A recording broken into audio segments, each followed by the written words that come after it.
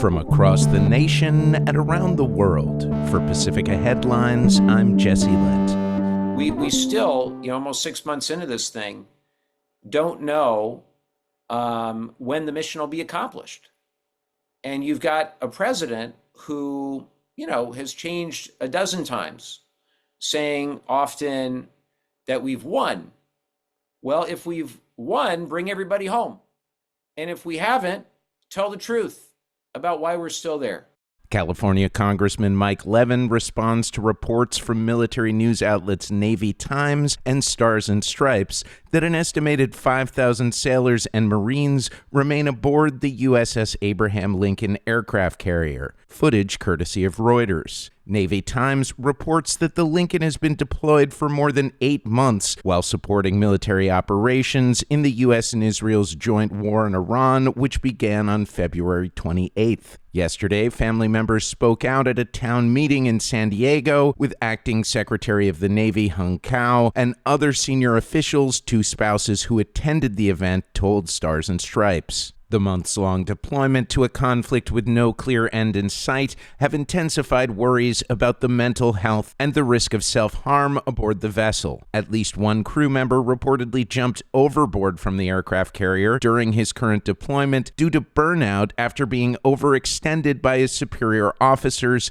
his wife told Navy Times. On Wednesday, Democratic Senator Richard Blumenthal of Connecticut, a member of the Senate Armed Services Committee, wrote Secretary of Defense Pete Hegseth and Acting Navy Secretary Cao, demanding to know what action is being taken to improve conditions for sailors deployed on board the USS Abraham Lincoln, which has been continuously at sea for what the senator describes as a record length of time. He claims the deployment was scheduled to end in May, but has been extended with no publicly announced return date. There have been widespread reports of shortages of basic supplies, water contamination, plumbing issues, deteriorating mental health, deck safety concerns, and disruptions in the mail system, which have caused many care packages en route to the ship to be lost in transit for months, Blumenthal wrote. Hegseth called the report and other concerns about the crew aboard the Lincoln raised by Democratic lawmakers, quote, completely misrepresented. Yesterday, the defense secretary said that the blockade of the Strait of Hormuz, the waterway in the terrestrial waters of Iran and Oman, through which an estimated 20% of global oil exports traveled before the war, can be maintained, quote, indefinitely. The United States Navy can maintain a blockade like that because we'll rotate ships in and out as we have and will continue to, Hegseth told reporters, according to Reuters. The Associated Press reports that the aircraft carrier, the USS George Washington, stationed in the Pacific, has begun heading toward the Middle East in response to recent reports. The Washington will replace the Lincoln as one of the 2 aircraft carriers now stationed in the Middle East, according to the Wall Street Journal.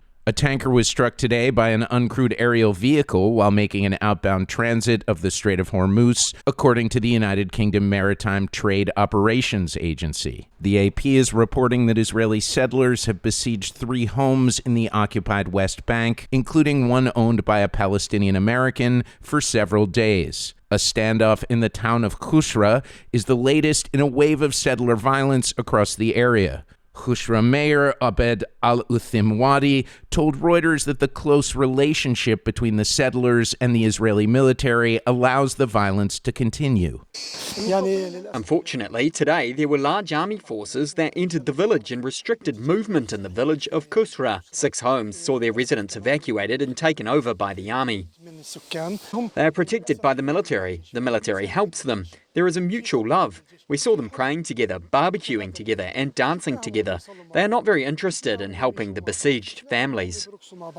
And Commissioner of U.S. Customs and Border Protection Rodney Scott is pushing back after facing blowback from Texas residents, including Republican Senator John Cornyn, over construction activities at Big Bend National Park and its potential impacts to the landscape and local economy. CBP is building one new access road, improving existing roads, installing detection technology, and placing vehicle barriers in limited strategic locations. Commissioner Scott wrote in a statement, according to The Hill. He added, quote, "We are not building a 30-foot wall."